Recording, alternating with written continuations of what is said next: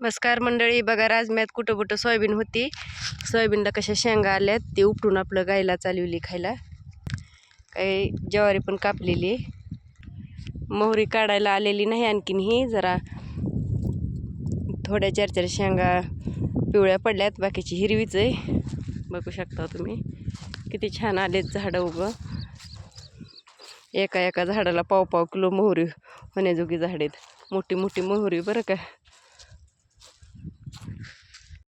2-4 दिवस झालं मोहरी काढून ठेवलेली होती.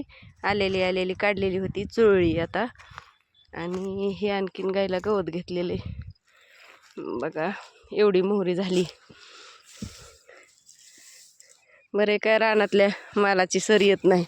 पाव किलो 1/2 किलोने विकत आणून खाण्यापेक्षा रानातलं खाल्लेलं एकदम भारी. उपणायची राहिली आणखीन. चांगली का मोठी मोठी टपोरी मोहरी. उगं लोणच्याचं भागतंय, वर्षभर खायचं भागतंय, फोडणीचं भागतंय. दिवसभर अशी दिवसभर कामं असतात आम्हाला. बघा ही मेथी काढली, आणखीन काढायची तशीच आहे. आलेली बघून काढायला आलेली काढते. एवढी काढली आता. आणि इकडं मोहरी काढली एवढी. आता ही 4 दिवस अशीच सुकू द्यायची आणि नंतर वाळल्यावर चोळायची. आता बघा ह्या कोपऱ्याला काय डुकरं आलेली नाहीत. किती मस्त ज्वारीचा फुटवा झालाय बघा. एकाला 3 फुटवं येतं बघा. ह्याला पण 3 फुटवं येतं. लुंगा जर पडला एकदम मस्त. आणखीन हुरडा पण झालेला नाही, डुकरांनी खाल्ला नाही कोपरा.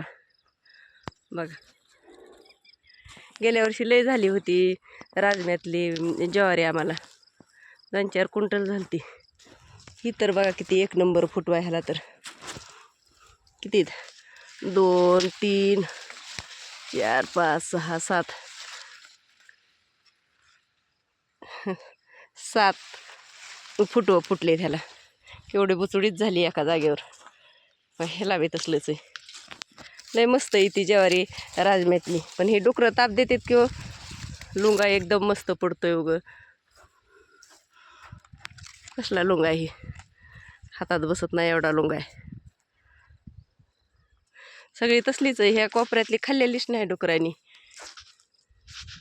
बरी का ज्वारी मग पेरलेल्यापेक्षा अशी राजम्यात टाकलेली, हरभऱ्यात टाकलेली सप्तळ ज्वारी वगैरे 1 नंबर येते. आणखीन बरीच मेथी काढायची राहिलेली आहे. कष्ट केल्यावर काही पण येतंय म्हणायचं. रानात कष्ट करायची हायगाई नाही केली की भरपूर खायला भेटते. आता ही मेथी काढायची, निम्मी काढली, आणखी निम्मी तशीच आहे काढायची. बारकी चिरकी कामं अशी दररोज जनावराचं बघायचं, रानातलं बघायचं. भिजणी चालू आहेत आणखीन. आमच्या इकडल्या ज्वाऱ्या पाठीमागून पेरलेल्या आहेत. मागून जशी रानं रिकामी होते तशी ज्वाऱ्या पेरलेल्या आहेत. आता बघा हे मुळ्याच्या शेंगाचं झाड आहे.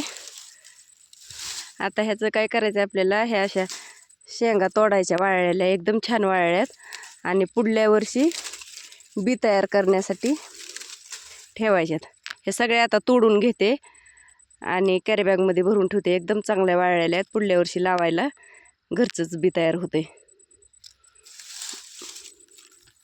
आता बघा हे पाटाला लावलेले कांदे आहेत आपण. आता ही घरी खायला नाहीत कांदे, उपटायचेत. पात पण खायला होती आणि कांदे पण ओले चांगले लागतात खायला. बरं आहे का मग? छान आहे का पात कांदे? जरा दाट झालीत माझ्याकडून.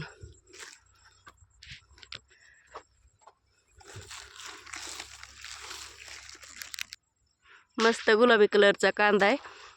छान आहेत का कांदे? बघा पात पण भाजीला होती आणि ओले कांदे पण खायला होते. मला तर वाटतं लसूण काढायलाच आला काय की. बघा लसणी फुटली. आता वय पण झालंय लसणाचं. बघा इथं पण असं कोंब आलेत. काढावंच लागतोय आता लसूण पण. आता पाणी देऊन जमत नाही नसता गुगऱ्या होईल, गळून जाते, कांदा नीट व्यवस्थित राहत नाहीत.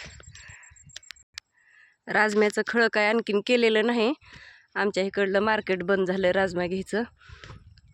आता होळीपासून बंदच आहे बघा राजम्याचं मार्केट, त्यामुळं भरडिलेला नाही. भरडिला की जाऊ द्यायचा, पुन्हा मार्केट चालू झालं की. आणि आमच्या इकडं वाटा पण नव्हत्या. आता शेजारच्या आजोबाचं झालं आहे हरभरं काढायचं. आता मशीन यायला वाट झाली. उद्या अगर परवा दिवशी मशीनवाला येतो म्हणला आहे. नंतर खळ्याचा व्हिडिओ टाकते. तोपर्यंत नमस्कार.